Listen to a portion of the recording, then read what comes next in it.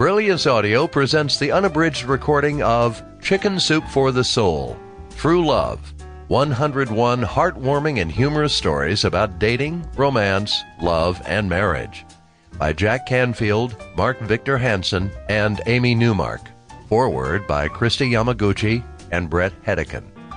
Performed by Sherry Slater and Dan John Miller. Forward. Everyone enjoys a great love story, so we were excited about being a part of the Chicken Soup for the Soul family for this wonderful book of true love stories. This is not my first time in a Chicken Soup for the Soul book. I had a story about my early years as an athlete in Chicken Soup for the Preteen Soul, too. And my mom had a story about my skating career in Chicken Soup for the Sports Fan's Soul. Skating is great, but true love is even better. After all, it's something we all strive for, and most of us achieve it at some point in our lives. Brett and I are fortunate to have it all. Great careers, a strong marriage, and a wonderful family. But it almost didn't happen. We met at the 1992 Olympics when I was playing for the U.S. hockey team, and Christy was figure skating for the U.S. She won a gold medal that year. Nancy Kerrigan and Christy were walking around meeting some of the other American team members. Christy made an impression on all of us. She was just excited to be there, and happy to be watching the hockey team and the players and be a part of it.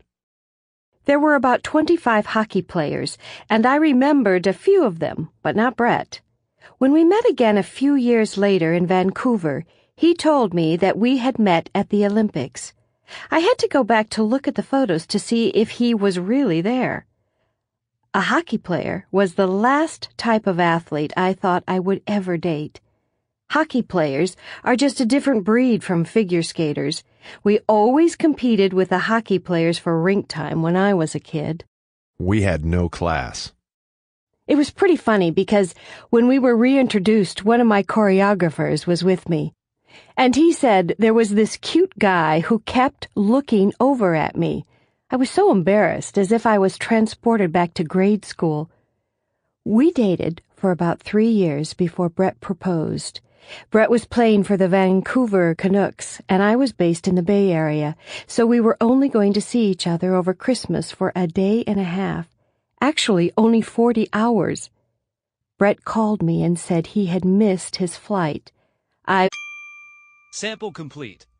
Ready to continue?